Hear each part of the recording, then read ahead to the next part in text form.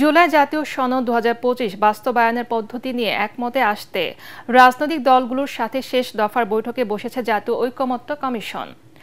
রাজধানীর foreign service একাডেমিতে এই বৈঠকে অংশ নিয়েছে 30টি রাজনৈতিক দল।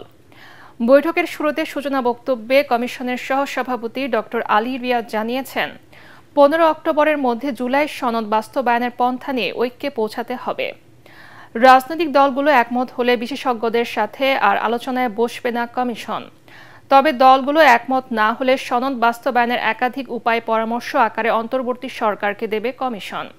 তিনি আরও বলেন, জুলাই সনদ বাস্তবায়নের দায়িত্ব অন্তর্বর্তী সরকার এবং রাজনৈতিক দলগুলোর। আমাদের সব মশার বিরুদ্ধে সুরক্ষা দিতে এলো বসুন্ধরা এক্সট্রিম অ্যারোসল, মশার বিরুদ্ধে এক্সট্রিম সুরক্ষা। করছে যদি আজকে আবারও বলি 30টি রাজনৈতিক দল এখানে উপস্থিত, আপনারা যদি এক জায়গায় আসেন তাহলে আমরা বিশেষজ্ঞদের সাথে বসবই না, কিন্তু যদি প্রয়োজন হয় বিশেষজ্ঞদের সাথে আবার বসার তাহলে সেটা আমরা বসবো। যে কারণে আমি বললাম যে চূড়ান্ত বলাটা সঠিক হয়নি আমাদের, তারপরেও কিছু মতামতদের আছে। সবচেয়ে বড় হচ্ছে নাগরিকদের অধিকারের প্রশ্ন, নাগরিকদের অবদান, আপনাদের দলের কর্মীদের অবদান। তারা আমাদের দিকে যারা বেঁচে আছেন, যারা প্রাণ দিয়েছেন, তারা আমাদেরকে এই দায়িত্ব দিয়ে গেছেন। যারা বেঁচে আছেন আহত অবস্থায়, তারা আমাদের কাছে এই প্রত্যাশা করছেন, নাগরিকরা এই প্রত্যাশা করছেন। আসুন আমরা সকলে মিলে সেই প্রত্যাশা জায়গাটাতে যেতে পারি। এর আগে সকালে সনদ বাস্তবায়ন নিয়ে কমিশনের সভাপতি ও প্রধান উপদেষ্টা ডক্টর মোহাম্মদ ইউনূসের সাথে বৈঠক করেন কমিশনের সদস্যরা।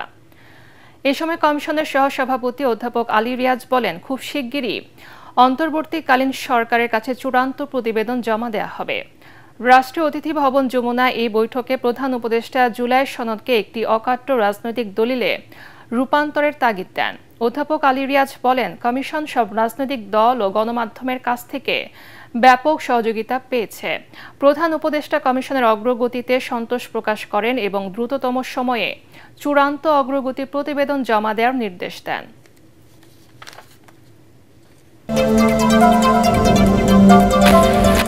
দেশের মানুষের মতো বিশ্ববাসীও প্রত্যাশা করে ফেব্রুয়ারি নির্বাচনের মাধ্যমে বাংলাদেশে দ্রুত গণতান্ত্রিক প্রক্রিয়া ফিরে আসবে বলে মনে করে বিএনপি।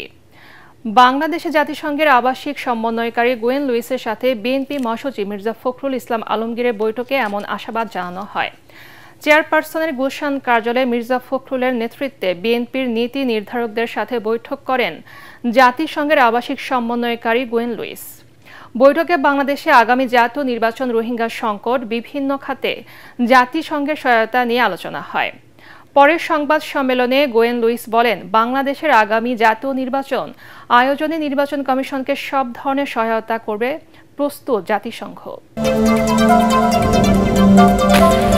খাগড়াছড়িতে কোনো ধর্ষণের ঘটনা ঘটেনি বলে দাবি করেছেন স্বরাষ্ট্র উপদেষ্টা জাহাঙ্গীর আলম চৌধুরী। তিনি বলেন, এই ধরনের গুজব ছড়িয়ে পার্বত্য এলাকা অস্থিতিশীল করার চেষ্টা করছে ভারত ও পতিত ফ্যাসিস্টের দোসররা।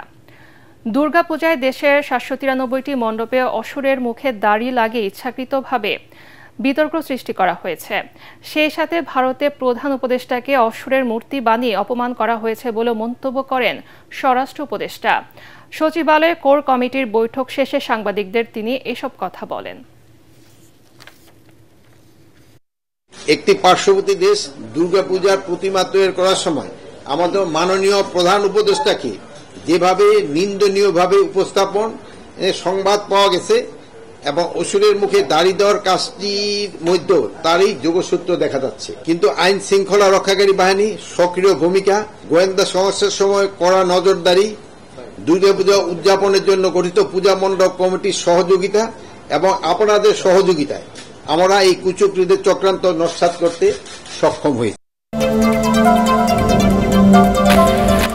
জুলাই আন্দোলনে মানবতা বিরোধী অপরাধের অভিযোগে দল হিসেবে আওয়ামী লীগের বিরুদ্ধে তদন্ত দ্রুত শুরু হবে বলে জানিয়েছেন চিফ প্রসিকিউটর তাজুল ইসলাম।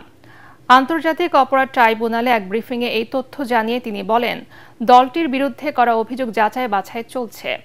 আওয়ামী লীগের বিচার চেয়ে এনডিএম চেয়ারম্যান ববি হাজ্জাজ সহ বেশ কয়েকজন ট্রাইব্যুনালে অভিযোগ দাখিল করেন।